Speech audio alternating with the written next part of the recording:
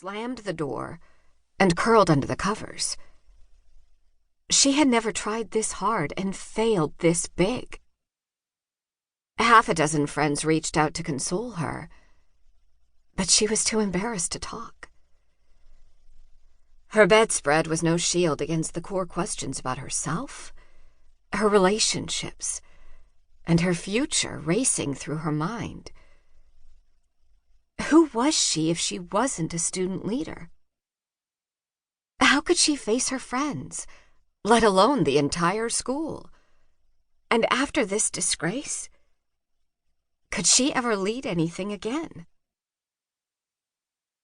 Every teenager is a walking bundle of questions.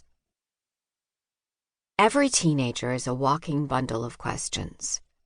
For this student, huddled in her bed, the questions were largely about leadership and risk.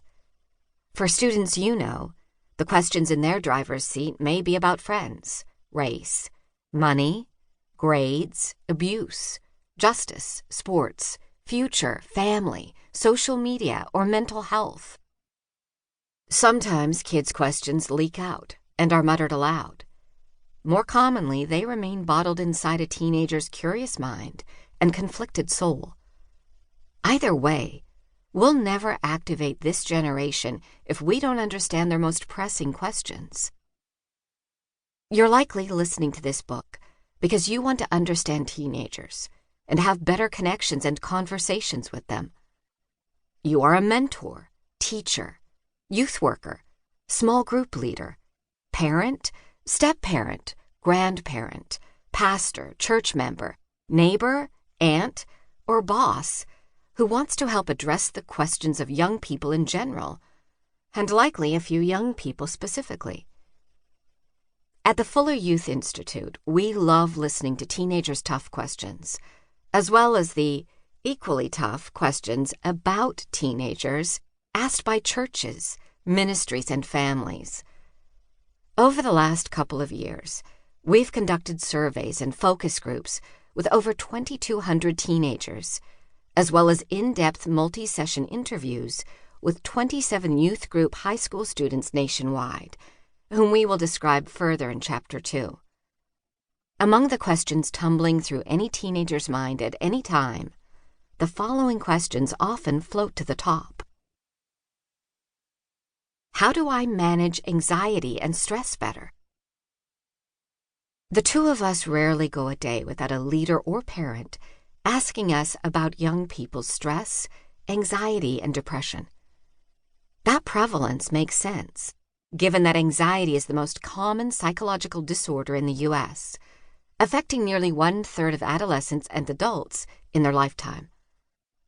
So if you are a leader of 20 students, somewhere in the neighborhood of 7 of them may suffer from a diagnosable anxiety disorder. During the COVID-19 pandemic, mental health challenges skyrocketed in the U.S. According to the Centers for Disease Control and Prevention, anxiety tripled from 8.1% to 25.5%, and depression almost quadrupled from 6.5% to 24.3%. Approximately half of young adults ages 18 to 24 during the pandemic were wrestling with anxiety or depression. Suicide is currently the second leading cause of death for U.S. young people ages 10 to 24. What's more, approximately 2 out of every 3 young people who have suicidal thoughts never get help. Quote, I try not to think about it, but my life is very stressful. I changed schools to be in a better music program. Fear of not doing well in my new school is making me stressed out. It's also making my parents stressed out, and everybody who's rooting for me is stressed out. So that's a lot of pressure on me, because I have to do well to stay in this program. And it's just a lot. Simone.